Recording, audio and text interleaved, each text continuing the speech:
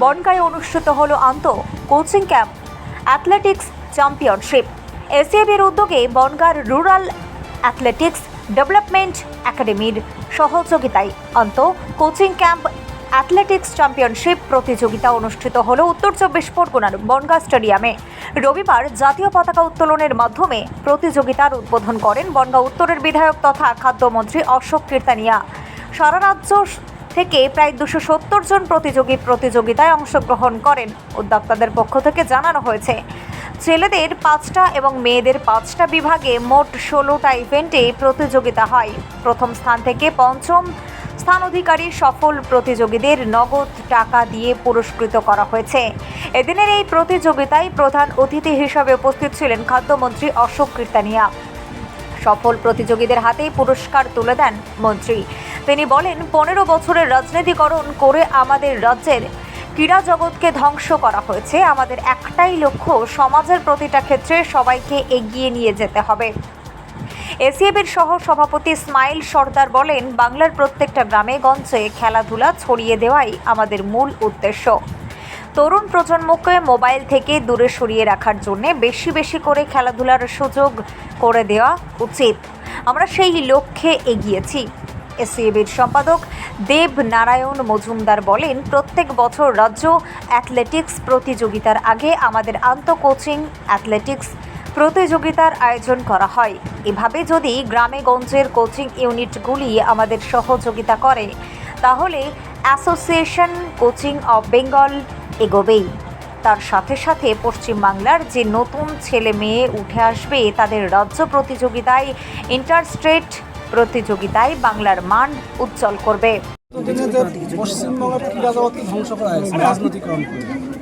আমাদের একটাই লক্ষ্য, আমাদের যিনি মুখ্যমন্ত্রী আছেন শুভেন্দু অধিকারী, সে বার্তা দিয়েছে সমাজের প্রতিটা ক্ষেত্রে প্রতিটা জগৎকে এগিয়ে নিয়ে আসতে হবে। তার জন্য যেহেতু আমরা 1 মাস এখন সরকারের হয়নি পূর্ণ, আমাদের যিনি মিনিস্টার আছেন প্রামাণিক, তার সাথে আমার কথা হয়েছে। বিশেষ করে আমি বনগাঁর ব্যাপারে আমি কথা বলেছি এবং যারাই এখানে এসেছেন, এই স্টেডিয়াম একটা ঐতিহ্য, বনগাঁর একটা ঐতিহ্য, পশ্চিমবঙ্গের একটা ঐতিহ্য, সেই পুরনো ঐতিহ্যকে ফিরিয়ে আনাই আমাদের মূল লক্ষ্য। তার জন্য যতটা সাহায্য লাগবে সেটা আমি আমার তরফ থেকে করব। এবং রাজ্য সরকার এই ব্যাপারটা হয়তো দেখুন, আমাদের রাজ্য সরকার যিনি মুখ্যমন্ত্রী এবং আমাদের যিনি প্রধানমন্ত্রী, সবকা সাথ, সবকা বিকাশ, সবকা প্রয়াস, সবকা বিশ্বাস, সেই লক্ষ্যে আমরা এগিয়ে চলছি। হয়তো কোথাও মিস্টেক হয়েছে এবং রাজ্য সরকার যেটাই ঘোষণা করেছেন তার পূর্ণ বাস্তবায়িত প্রত্যেকটা কাজ আমরা আগামী দিনে করব। এবার যিনি নিয়ে এসছেন তাকে বলবেন, বিশেষ করে আমাদের দপ্তরে যোগাযোগ করতে, আমি তার যাতে যোগ্য সম্মান পাই তার ব্যবস্থা করব। Thank you.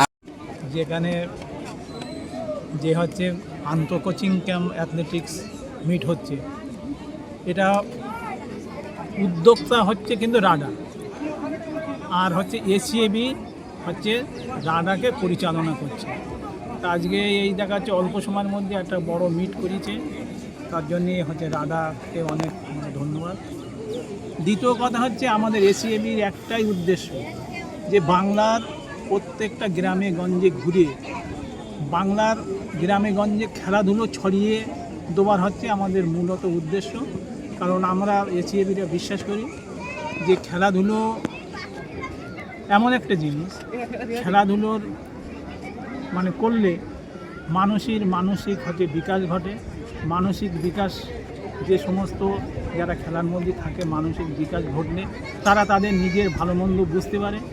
খেলাধুলো দলমত নির্বিশেষে সবাইকেই একত্রিত করে, যেটা অন্য কোনো জিনিসে হয় না। খেলাধুলো হচ্ছে বিভাজন থেকে দূরে সরাই রাখে। এই জন্যেই আমি মনে করি যে সমাজের বুকে বিশেষ করে তরুণ প্রজন্মের জন্যই খেলাধুলো অত্যন্ত হচ্ছে কিন্তু তাৎপর্য বিষয়। কারণ স্বাস্থ্যই সম্পদ। খেলাধুলো করলে যেমন পঠন পাঠনের পাশাপাশি খেলাধুলো তাদেরকে হচ্ছে খেলাধুলোই হচ্ছে মনোনিবেশ করানোর জন্য আমার হচ্ছে অনুরোধ। কারণ খেলাধুলো মতো ভালো জিনিস সারা বিশ্বের মধ্যে একজন খেলোয়াড় নিজেকে কিন্তু তুলে ধরতে পারে। সারা বিশ্বের মধ্যে নিজের দেশকে দেখা যাচ্ছে কয়েক মিনিটের মধ্যে তুলে ধরতে পারে। ভারত রেজাল্ট যখন করে, ভারতের ছেলেমেয়েরা ভারতের হচ্ছে জাতীয় পতাকা নিয়ে স্টেডিয়ামের মধ্যে হচ্ছে চক্কর মারে, সেটা হচ্ছে এশিয়ান গেম হোক, অলিম্পিক হোক, এর চাইতে আমি মনে করি বড় সম্মান আর নেই। আর সর্বোপরি আমাদের তরুণ প্রজন্ম আজকাল প্রচণ্ড কিন্তু মোবাইলমুখী, সেই মোবাইলমুখীর থেকেও কিন্তু সরিয়ে আনার জন্যে, খেলাধুলোয় মনোনিবেশ করার জন্যে বেশি বেশি করে গ্রামে খেলাধুলোর সুযোগ সুবিধা মানে করে দিলি, খেলাধুলো মানে ছড়িয়ে দিলি, খেলাধুলোর মাধ্যমে বেকার সমস্যার সমাধান হলে তরুণ প্রজন্ম আমি মনে করি অবশ্যই কিন্তু ঝাঁপাবে।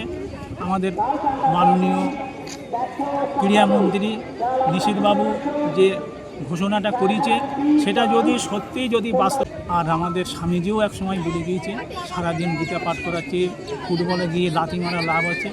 উনি এই জন্যই বলেছিলেন যে পৃথিবীর মোটামুটি যে কাজই আমি করতে যাই না কেন, আমি যদি কিনা ধর্ম করতে যাই তাও আমার শরীর সুস্থ লাগবে, আমি যদি কোনো কিন্তু জব করি তাও আমার শরীর সুস্থ লাগবে। সুস্থ শরীর না থাকলে আমি পৃথিবীর কোনো কাজ ভালোভাবে করতে পারবো না। সেই জন্যই স্বামীজির মতো লোক এই কথাটা বলে গিয়েছিল। তাই আমি মনে করি আমাদের তরুণ প্রজন্মের মধ্যে খেলাধুলোর ইন্টারেস্টটা হচ্ছে করালে আমাদের একটা বিভাজনমুক্ত সমাজ হবে, আমাদের এই সমাজটা হচ্ছে সর্বাঙ্গীন সুন্দর হবে, আমাদের সমাজটা হচ্ছে এগিয়ে যাবে। Thank you. প্রত্যেক বছরই অ্যাথলেটিক কোচেস অ্যাসোসিয়েশন থেকে একটা রাজ্য প্রতিযোগিতার আগে একটা কম্পিটিশন করি। আমাদের যতগুলো ইউনিট আছে সেগুলোকে নিয়ে এবং এক্সট্রা যেগুলো নামতে যায় তাদের নিয়ে। তা সেটাই আজকে এখানে বনগাঁ আড্ডায় অনুষ্ঠিত হচ্ছে। আমাদের 16টা ইভেন্ট, বিশেষ করে আন্ডার 14-এ আমরা ট্রায়াথলন যে হয় রাজ্য বা ইন্টার স্টেট, সেই যেখানে কম্পিটিশনগুলো থাকে এখানে সেই কম্পিটিশনগুলো আমরা করার চেষ্টা করছি। টোটাল কটা ইভেন্ট আছে 16টা। আজকে? 16টা। কতগুলো স্টুডেন্ট আজকে উপস্থিত হয়? 270 থেকে 300-র মধ্যে। আচ্ছা আচ্ছা, কি কি ইভেন্ট আছে? হিমশ্রী রায় এইরকম একটা মিট থেকে প্রোডাক্ট, স্বপ্না বর্মন এইরকম মিট করে তারা এগিয়ে এসছে। আমরা চাই এই মিট থেকে যারা আজকে ভালো রেজাল্ট করছে তারা রাজ্য প্রতিযোগিতায় ভালো রেজাল্ট করে ইন্টারস্টেট এবং বাংলার মান উজ্জ্বল করুক। আপনার নাম পরিচয়? Debnath Majumdar, secretary, athletic coaches Bengal. Thank you.